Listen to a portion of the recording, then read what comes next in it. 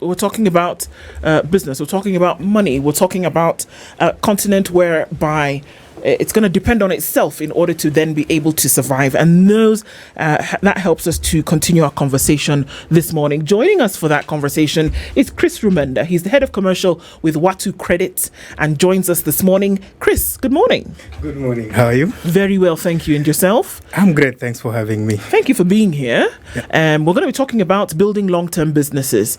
We've heard the statistics, right? We see the numbers, and they tell us that a lot of businesses that begin, whether they're entrepreneurial in nature or otherwise, where they come together with a consortium of people, is that they don't live beyond 5 years very often. But by 5 years, it's done and dusted for whatever reason. So in order to have some kind of longevity, that businesses that we see that are 50 years old started in somebody's garage, 50 years ago, and how did they actually keep it that way? So that forms what we'll be talking about today. But as you're here, how about we welcome you to today's conversation with the proverb. Siti will tell you where that is from, and then we're going to ask you what your interpretation of it will be. The most interesting part of the show.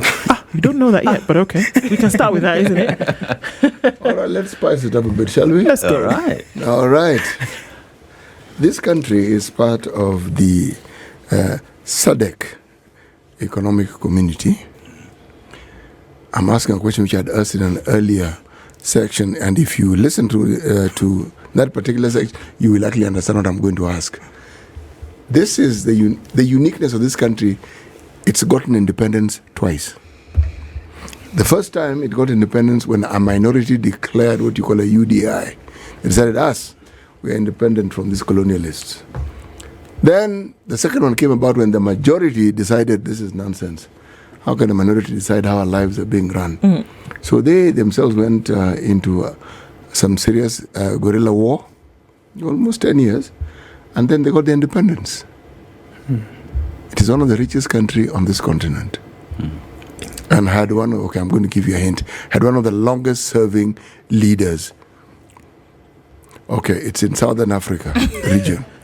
Okay, it starts with a Z. Okay, sure. And it's not Zambia. So that's Zimbabwe. No, I knew you were going to make it more interesting. I was not good in geography. At least I got a C+. You got a C+ in geography? Yeah. You do know that after the C there was a D, eh? Yeah. And after the D there was an F, isn't it? Yeah. So you did okay. Perfect. Yes. You're right in the middle. The proverb. Yes. There is no honey. No, there actually is honey. There is honey, but no bees. Honey, no bees. Yes, there is honey, but there are no bees. Wow. How come? As Kenyans would ask, how comes? You just decided to give me 3 words. The words are not 3. If you count, there is honey, but no bees. 6. Wow. Can I be the first guest who doesn't get it? No. Yes. No, but let me tell you a little secret about it. Okay. Dennis, explain to our guest. Yeah, your interpretation can never be wrong. Never be wrong. Yes. Okay. It is So how you there's understand no wrong or right answer. Yeah. Okay, perfect. So there's no honey and there are no bees. There's honey, but there are no bees. Okay. So, like, getting something good does not mean that you have to suffer through it. There's always a smarter way of doing things. So there's a smarter and simpler way of doing things you can achieve even a greater result. Because I look at it in our African context, a very good example is when our people are working out. They're like, if I don't feel that pain, this is not working. Or if this medicine is not that bitter, then the medicine is not working. So there's an aspect around it whereby I can just work smart. I can find a simpler way of doing things and achieve even the greater results. So I don't need to be beaten by the bees, but there is a way that I can actually get the honey.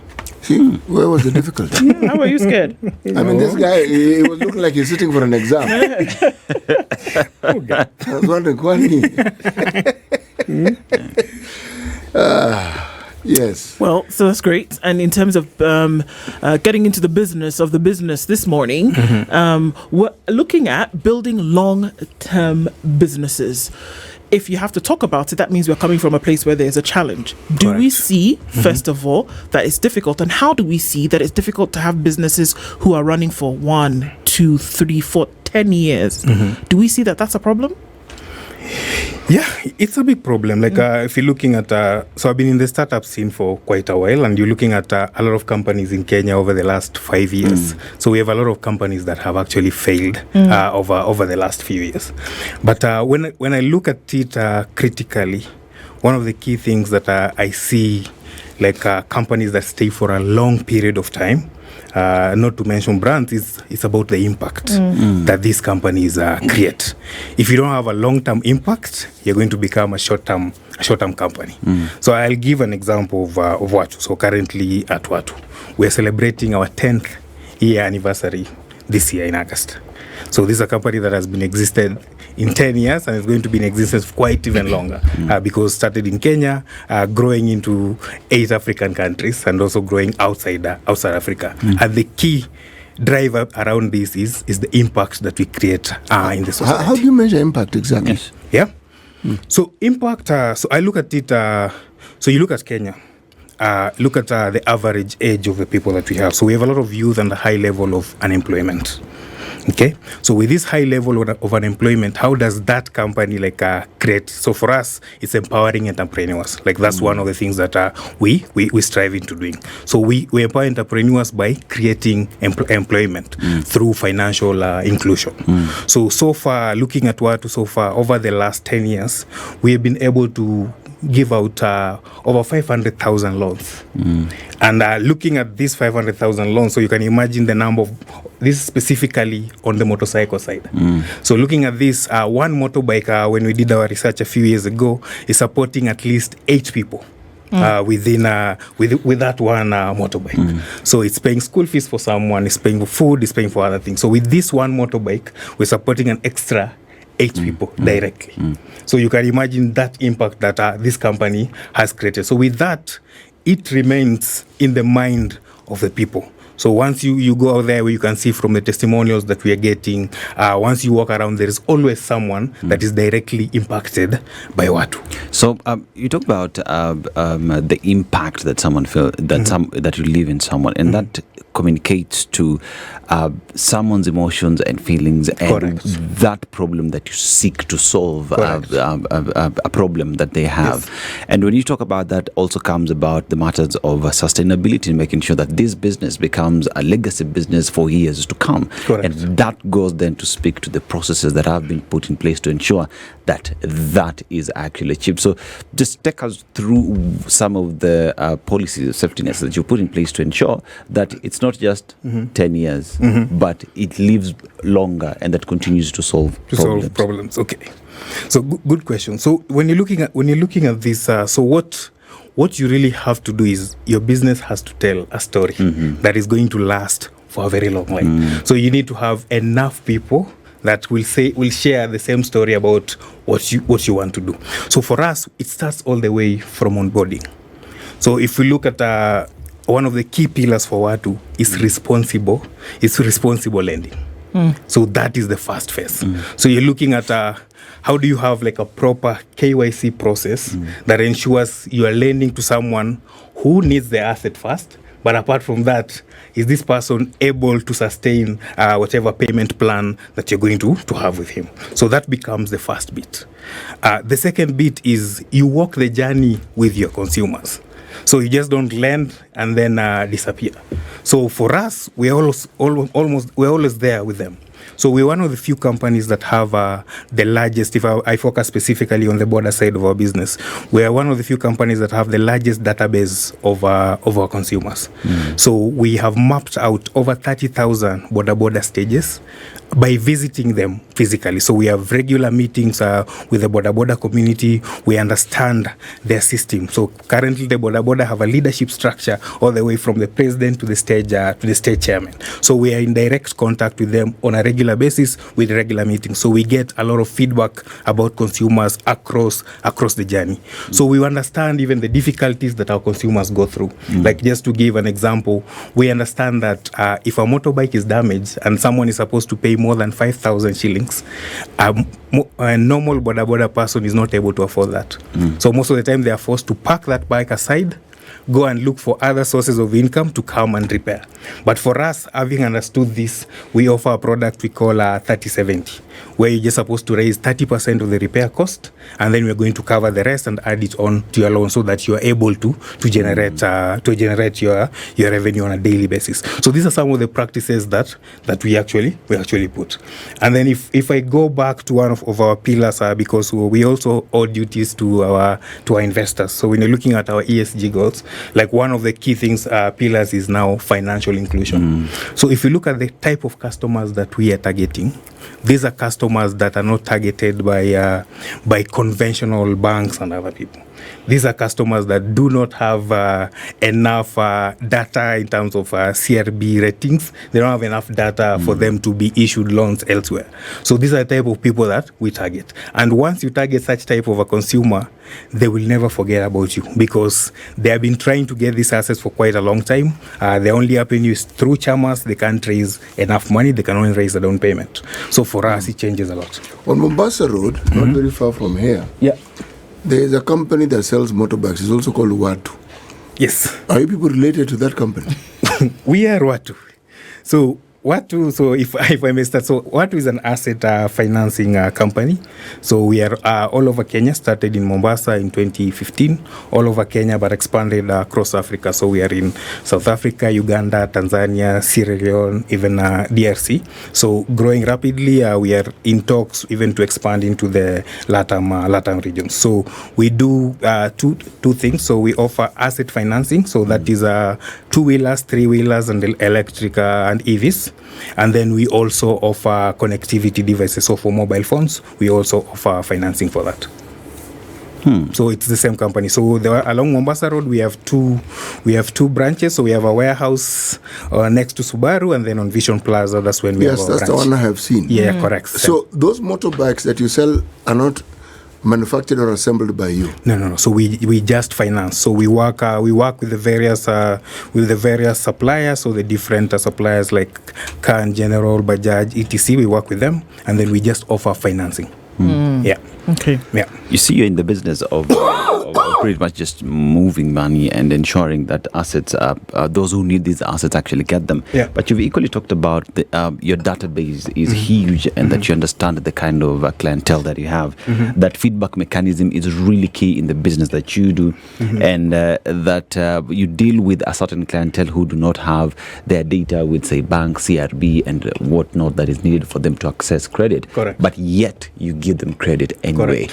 What is security for you as a business and safety net, and the trust that you have with your clientele that they will meet their end of the bargain? Okay.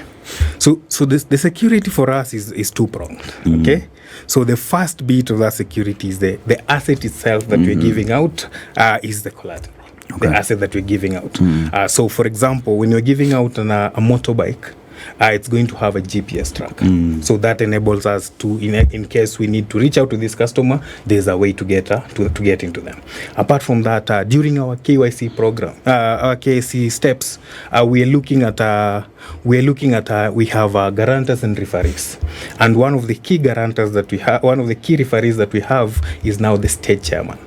Because now we want to understand, where are you going to use this bike? Because for us, what is key is this bike has to be a driver for you to generate revenue for you and your family. Also, so where are you going to use So I can't just come to get a bike for my committee and possible, but over 98% of our customers are using it for income generation. So at that particular point, we have that. And then the other bit that I said before is the story that you're going to create for these people. So there's always an emotional angle that is attached to this. So these people came to me at my lowest point. No one else was willing to help me.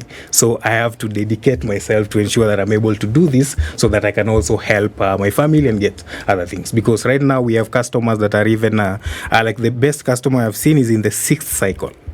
Like got on the bike, paid for it, is giving it to another person to use as he gets another and another and another. So they want to be repeat customers, and with that, they want to ensure that they're maintaining a very good relationship. Does a repeat customer equate to long-term business? Yes. So because that's one of the things that shows your business is actually growing, because the value proposition that you offer this customer the first time was so impressive that he came back again. And then apart from that, it opens a different angle whereby now it opens up into referrals. So you have this customer that now tells more customers about how good you've been to them, so that they can come in. So we've got a lot of cases whereby we're not even operating in that town, but someone is like, I want a Watu bike. I have to get the bike from Watu. So we have customers that are traveling from very far to come to locations that we're operating just to get a bike from Watu because of what they have had and how we are doing things. What was the thinking behind starting this business? Good question. I thought we'll start from there. So if you're looking at to make this make more sense, I'll go back to 2008. So I'll go back to 2008. So before 2008, the motorbikes that we are all aware were these big Yamahas from Kenya Power and Lightning and agricultural extension officers. Like we didn't have a lot of bikes at that particular time.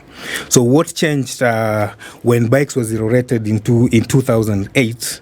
That was a game changer. You have to explain what on earth is zero rated. Okay, so before we had huge tariffs when someone is trying to import a bike. So with that, suppliers could be able to assemble. So you'll be able to bring bikes in different parts and then assemble it in Kenya and make it cheaper. So with that, it made bikes to start going for around in 2008 we're going for around 70,000 shillings. But before that, for you to get a bike, you needed close to 500,000 to actually get a bike into Kenya. So once it gets to around 70,000, a few employed people were able to now purchase bikes. And then once they purchase these bikes, they will rent it out to the BODA riders, who will be paying 500 shillings per day just to ride the bike. So the bike does not belong to them.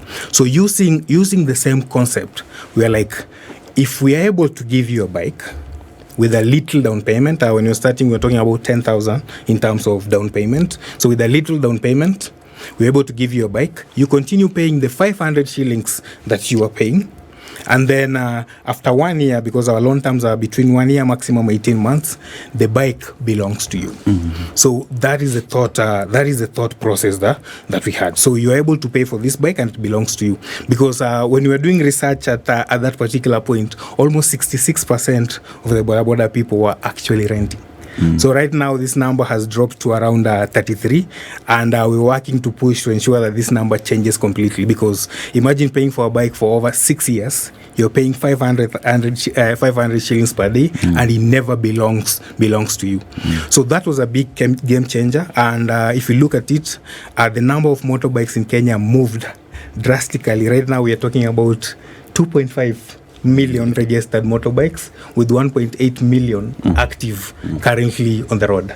So it's one of the biggest economic drivers. So when I go back to what I was saying about impact, I was just calculating the numbers yesterday before I come here. So you can imagine 1.8 million riders spending at least 500 shillings on fuel per day. Per month, we're talking to close to 4.3 billion in terms of VAT alone. So like the office, looking at the budget that we had last year in 2024, the office of the deputy president alone can be run by BODA people in 1 month. So the budget for 1 year can be done in 1 month. Are you Repeat it again. Yeah? By the time we get to Friday, I'm really slow. So what I'm saying is, so we have 1.8 million active BODA riders in Kenya currently, out of which the average that they're spending on fuel per day is 500 shillings. Okay. So if you're looking at 16% VAT specifically on the fuel, we're not looking at how other areas of the impact the economy in terms of spares and everything else. We're talking to close to 4.3 billion in a month. In government's coffers. Yes. Inside. And then now if you compare that with the budget that we had last year for the office of the deputy president, so it's close to 4.5 billion per year. Per year. And this is all the BODA and you guys are bringing in this thing on VAT 4.3 billion per month. Yeah. So there's a case to be made, essentially, for private sector business, isn't it? Yeah. What's the stock of, and when I say what's the stock or the character of this business? That do we have individuals? It's because it's beyond building a long-term business is beyond taking a loan, isn't it? Yeah. It's taking that, it's making sure that the thing is working, but then it's also making sure that other aspects of your life are well put together. Yeah. Do you find, and I guess this all comes within account management, but do you find that folks who take these loans, let's just use the BODA as an example, take the BODA, are able to feed themselves and their families, send children to school, be members of an active community while still paying their loans? Or is it that everything that you do beyond buying fuel then goes towards paying the loan? Yeah. So we saw an increase. So it's a very valid question, especially in the last 2 years. So in the last 2 years, with the fuel prices hiking, with the economy becoming a bit unbearable for most of our customers, we saw that happening because now a rider is forced to choose. So he's making around 1,500 shillings per day. He has 500 to pay for the loan, 500 for the fuel. He remains with 500 that is supposed to feed his family. And we go to a point whereby that 500 shillings is not enough for him to feed his family. So for him, he has to make a decision. Do I feed my family or do I pay my loan? And for that, it got us to go back into the drawing board. And we started looking, we went back to our KYC rules and also started making... Excuse me. Yeah. What's KYC? Sorry, I am using know your customer. So how do you know your customer? So these are basic criteria. Look, do you know the age? Do you know how much income they are making, where they come from, etc. So these are some of the things that we're going to use to determine as a criteria if this person should be given the loan or not. So one of the key areas that we looked at is the amount of down payment, because if you make a larger down payment, it reduces now the daily payments that you're supposed to make. So we increased the down payment that we made, that someone has to pay. It reduced the number of customers that can actually purchase, but the ones that are purchasing right now are the ones that are now able to pay, because it reduces what they're supposed to pay to around 400 to 380 shillings per day. And we also offer the opportunity for them to stretch the loan from 1 year to up to 18 months. So majority of them are now choosing 18 months because for them it's that Kadogo economy. Like, how much do I make per day? So if you're paying for 18 months, what then? What are the installments that you then have to pay? So if you're paying for 18 months, that's when you'll go to around 380 shillings. If you're paying for 1 year, on average, that's why you'll operate from 480 to 520. Okay. Yeah. So please go ahead. No, continue. So it also, so I look at it in various regions. So if we look at it properly, most of our customers in towns, in major towns, are not struggling because in Nairobi, just from here to CBD, someone will be paying around 400 shillings. So that is already helping. But the other aspect that we've started pushing is the EV angle. So we've started electric motorbikes. So over the last 2 years, we started pushing heavily on electric motorbikes. So when you look at it now, the cost of swapping a battery is cheaper than the cost of fuel. So with this now, it leaves them with a higher amount of money that they can actually pay the loan and also have money for them to use. Explain this idea of swapping the battery. Okay. So electric bikes have two models. So one of the models is whereby you buy a bike that has a charger. So you can go at home and charge your bike overnight and use it for the range of up to 150 to 200 kilometers. But now what is very sustainable is the swap model. So whereby these electric companies have swap stations. Most of them have set them up next to petrol stations. And we're also partnering with them. If you go to our office in Vision Plaza, there's also a swap station. So what happens is you get a bike. Once you get a bike, it has two batteries that are fully charged. Each battery for most of the bikes have a range of around 70 to 80 kilometers. So once the batteries are depleted, you just take in the battery that you have, put it in the cabinet, and then get another battery that you can swap, and then you are charged between 70 to 100 shillings per swap. So assuming I'm using this bike, is there a specific center that I have to go to, or I can go to any of the stations that you have? So it works like a petrol station. So you can go, but for your specific bike. So that's one of the challenges we're facing as an industry. But there are a lot of players that are working to create universal swaps. So currently, we don't have universal swaps. So for each specific bike has their own swap station. Exactly. Okay. Yeah. I guess the question comes in beyond taking a loan, beyond taking access credit. What are some things that you encourage folks who are actually in business to do to make sure that their business actually goes beyond a year? As we've seen, the numbers that we've been given, especially from around businesses in Africa, is that between 1.5 to 3 years, and after that, a lot of businesses are going down the drain. What would you encourage people to do to ensure that you're down the line in more? Okay, so for me, another thing that we should be looking at is you need to understand your consumer. I don't think a lot of businesses have spent enough time, enough research to actually understand their consumer. You have a business idea, within 1-2 months, you are ready to go before you've actually understood what the different personas and the different types of customers that you're actually serving. So that one is very key. You have to understand what do they like, what do they hate, how are they changing. So I'll give a very good example in terms of the current structure of buy now and pay later. So if you understand what's happening is we have a majority of our customers are between 18 to 35 years old. So once you understand that group of customers, I usually call them they are the on-demand generation. If you want food, I want it now. That's why you see companies like Uber are doing very well. If I need transport, I need it now. That's why e-commerce and everything else is actually peaking, because you've understood you have an on-demand generation. So this is someone that wants a bike but cannot afford to get that bike on cash. So is there an option for him to get that bike now and then be able to pay later? For you to come up with such a decision, you need to have understood who is your customer. So that is one. Number two, businesses you have to innovate. You have to make changes. For example, you have to make changes in terms of the technology that you're using. Technology is changing. So right now, if you're looking at the way you do KYC, as I said, in your customer, are you implementing AI into this to help you in terms of not having a very huge labor force that is doing the actual work? So what are you thinking? Implementing technology to make your things easy, because if you don't do that, your costs are going to skyrocket. So you need to be very innovative. So whatever is changing, you need to be part of that change. If you do not adapt as a business, then you're not going to survive. So that's one of the key things I'll talk about. And then finally is your team. Do you have a good team?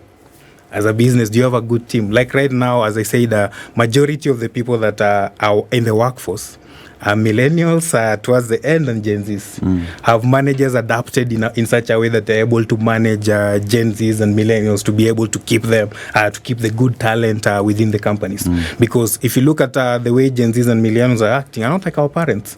Our parents will work in the same company for 10-15 years. If you look at the current crop of people that we have, it's 2-3 years. So if you don't have ways of being able to keep these people within your company, you end up losing talent. And once you lose talent, then your business cannot be a long-term business, because you don't have people that are passing the history of the company. People need to know, you need to always have people that understand where you come from and where you're actually going. So if you don't have that story is lost in between, and that business cannot be generational. So that's a business that is not going to last very long. So those are some of the key areas I think if businesses focus on that, they should be able to last long. As you focus on making the business generational, you deal with a clientele that you say through your KYC, you understand who your clientele is and how your story is very important in them. But then again, you come with the day-to-day way of doing business and the clientele that you have. And unfortunately, it is a conversation that we must have. They are considered to be the ones who don't respect traffic rules. Correct. And here is a part where you having this clientele for up to 18 months, correct, what is your engagement with them moving forward through this period, making sure that as much as we give you credit, you must play by the rules? And how has that changed, if any, how BODA operators operate in the Republic? Yeah. So I'll say this, before I joined Watu, I understood BODAs are the most rowdy people ever. And since you joined, they've changed. Yeah. So once you understand the boda community, is a majority of them, this is income generation for them. We have a certain percentage whereby it's not income generation, and then these few boda people are the ones that tarnish the name of the whole wider boda community. As I said, the boda community is very organized, so it starts at that stage level. So each stage has a chairman responsible for that stage. So if there's any issue, there's someone that is actually accountable for that boda. Rises all to county level, sub-county level, to the national level. So all of them are registered to that level. So for us, we focus our engagement at that level. And since we understand the type of customers that we have, we make it fun for them. We go to their level. Okay. If I'm trying to make the boda community to change the way they behave, and I'm doing it in a boardroom, it can't work. I have to go to their level. So there are various activities that we're doing. So currently, as we're speaking now, we are in Kakamega. So we have what we call our Watu clinics, where we're going town by town and setting up in partnership with the NTSA and the different stakeholders within the boda community. And in these things, we train people on road safety. Watu itself also has an option of what we call Watu Shule. So for example, if you cannot afford to go to a driving school, you can be financed for that through Watu. So that can be added to the cost of your assets. So you can also be financed to actually do training. So we do road safety trainings, and we make them fun. We use like activities like football.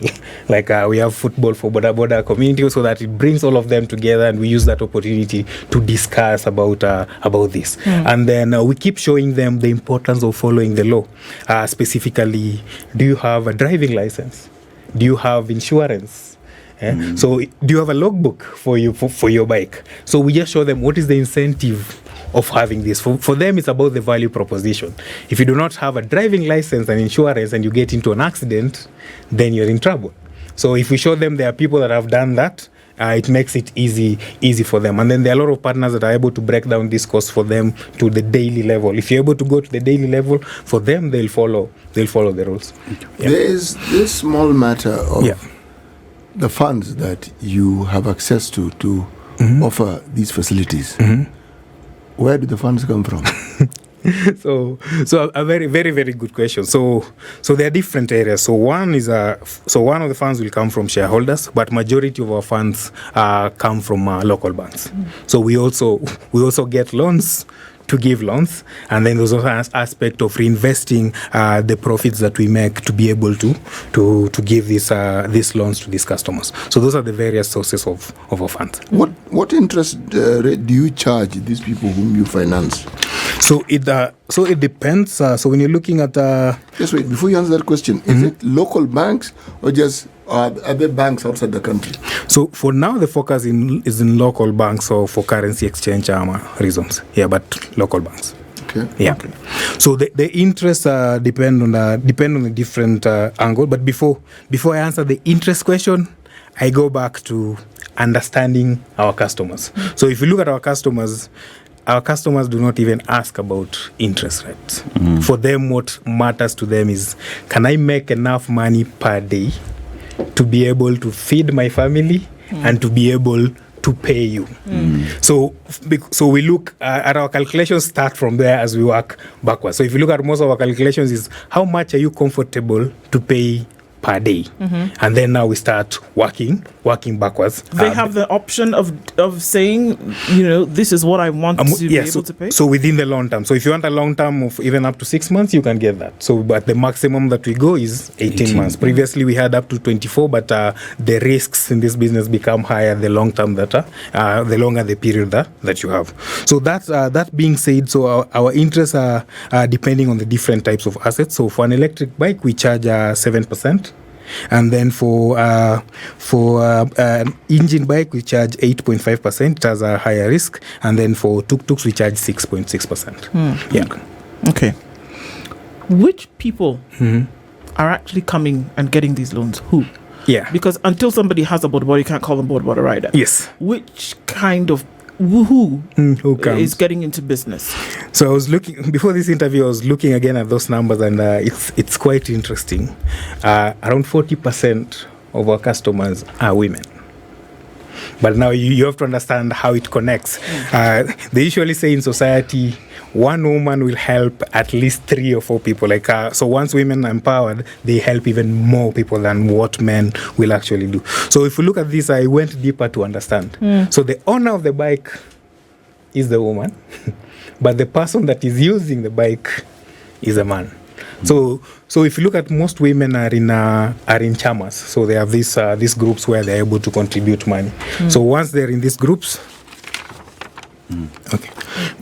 So once they're in these groups, they're able to get money. So if you look at most of our sales increase around December, when a lot of them actually get their chama contributions. So once they're able to get the down payment, and then that down payment will be able to get a bike for their husband, and specifically for their children who have just cleared school and do not have any other source of income. So that's a large share, but majority still remains the BODA community, specifically the ones that were renting bikes. So they actually operate in a stage, but they don't own their own bike. So they're like, do you have a bike? I can go for one trip or this, or there's someone that's renting them the bike. So those are the ones that are coming in.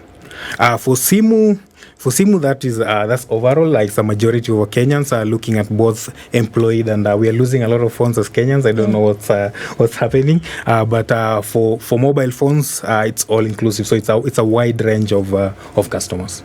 Yeah. What you also? We also finance mobile phones. Mobile phones. Yes. So if I want, what's that expensive phone called? The most Which one expensive specifically? iPhone. Yes. The iPhone. Okay. So if I not want yet, an iPhone, I come to you. yeah, so not yet on iPhone. So right now the focus is on Samsung, specifically the low end, but we are working to upgrade on that. Low end is what exactly? Between A05 to what we call A16. Yeah.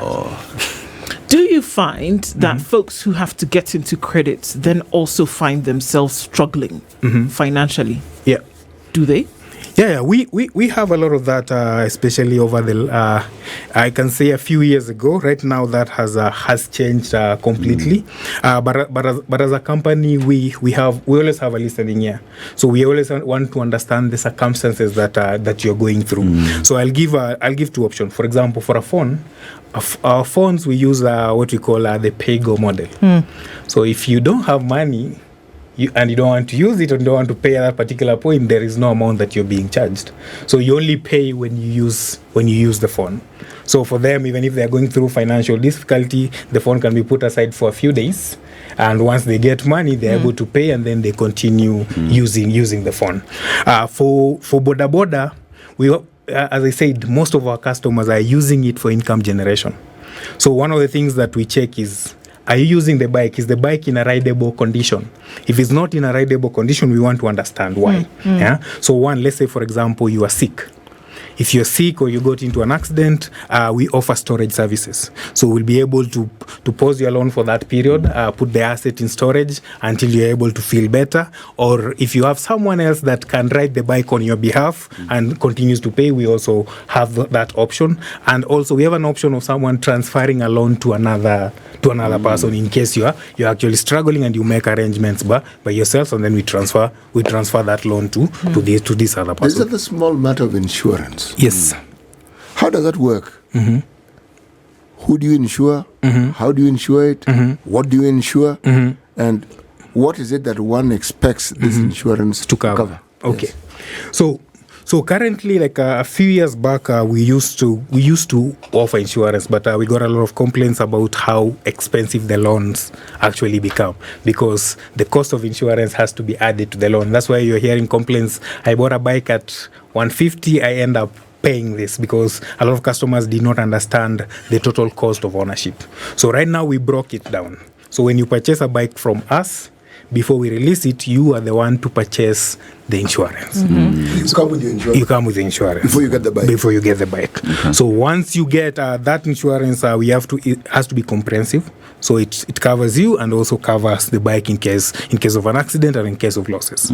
So once, let's say you get into an accident, we will support you by working with the insurance companies. We have built a very good relationship with them, so they'll be able to pay. And then once they pay, we can either finance you a different loan if it was very early, or the money goes to you, and then you decide what you need to do. There is the aspect of you've talked about when someone is unable to pay, you are unwell and whatever, but still that's existing there is the aspect of you've not been able to pay and we have to repossess. Correct. So in terms of you coming to repossess that which you've loaned out, what is the process? And in the event that, say, you've repossessed and there is that period of waiting and I want to get it back, how do you engage with your clients on that? Okay. So in terms of our policy, like what we're looking at is a customer first, not asset first. It is always customer first.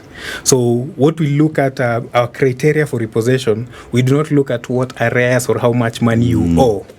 We look at how regular are you paying. So we have what we call our 7-day score, 14-day score, and 28-day score. So within 14 days, 28 days, are you paying something? So if you get to a position whereby within 28 days, you have not paid anything, that's now when it triggers that action for us. So during this time, there is always communication. And anything is how much? Yeah, 0. Okay, so I'm saying like you're supposed to be 300 shillings Yes, a day. yeah. So you're looking at if this accumulates over 28 days, With you paying 0, it'll be almost impossible for you to actually pay. you'll struggle after that. So what is the acceptable amount that I can pay daily when I have a problem? So for us, so long as you're paying, even 100 shillings, so long as you're paying, we do not have a problem. We need to rehabilitate you to get into the aspect of paying. But if you're paying less, we will now call you to understand what's happening. Like how can we support? Because you know what happens if you pay less, you're going to go beyond the loan period. Right. And then your interest rates are going to accumulate, and then you end up paying a higher amount of money. And then if you've paid a certain amount of money and you're struggling with that, we have an option what we call restructuring. So if you've paid a certain amount, we can now decide whatever balance is remaining is a new loan. So that puts a lower repayment rate, a lower payment per day, and we can give you also that option. Does that happen often? Yeah, it happens a lot. And do you find that folks are able to come on the other side of recovery to then be able to do that, where you have an understanding Yes. that you can do a little bit better, even if you have, a compromising situation? So currently, majority of our customers are not getting even to the repossession level. Previously, it was that bad, but now we're not getting to that, because if I'm saying within 28 days you've not been able to pay, we still have an option for you for a period of 1 week, where you can pay up to around 2,000 shillings. So we just need to change your behavior for you to get used to be paying the loan. So once you get into that, if all of this does not work, that's now when we trigger our offline team that we're now going to visit you.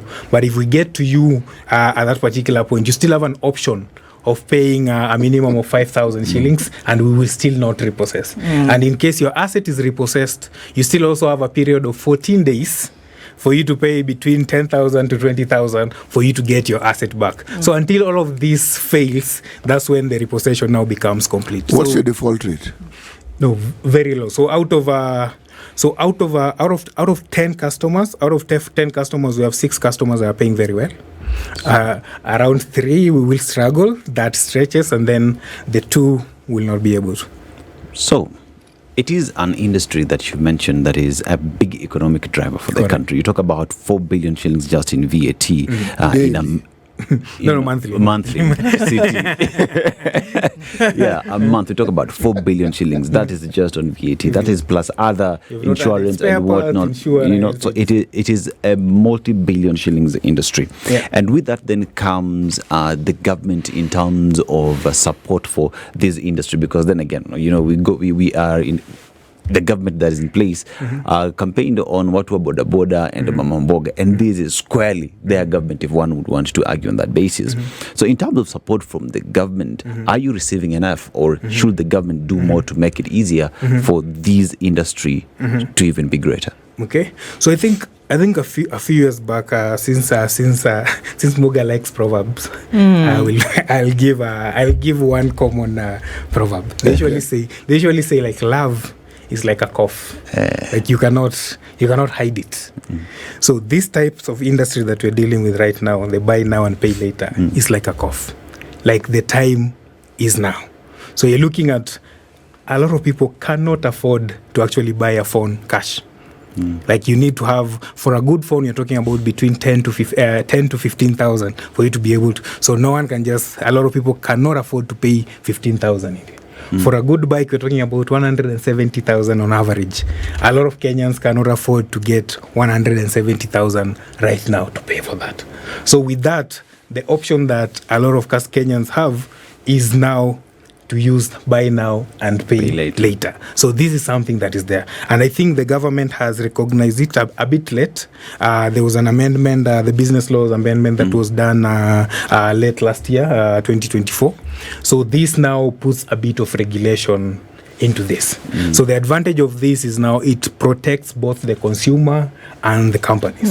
So if we have now a level playing field, this can enable us have a lower interest rates to consumers, so we are better protected. The risks are actually reduced. But right now, those risks are borne by us, and the higher the risk, the higher the interest rates. Like right now, one of the biggest issues we're having a lot of boda theft.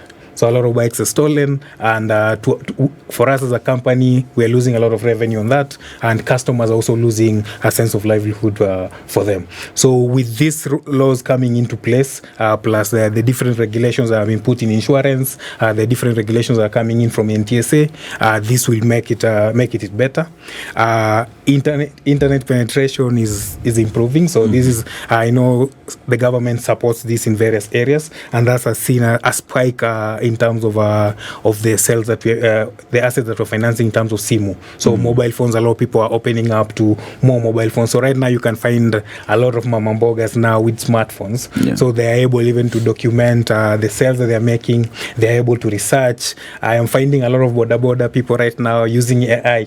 Like when I'm invited to meetings, when you look at the letter that they have written, you can just see this directly has come from AI. So these are levels that are actually changing. So with increase in terms of digital penetration and connectivity, so this is something that will keep going on. Okay. Yeah.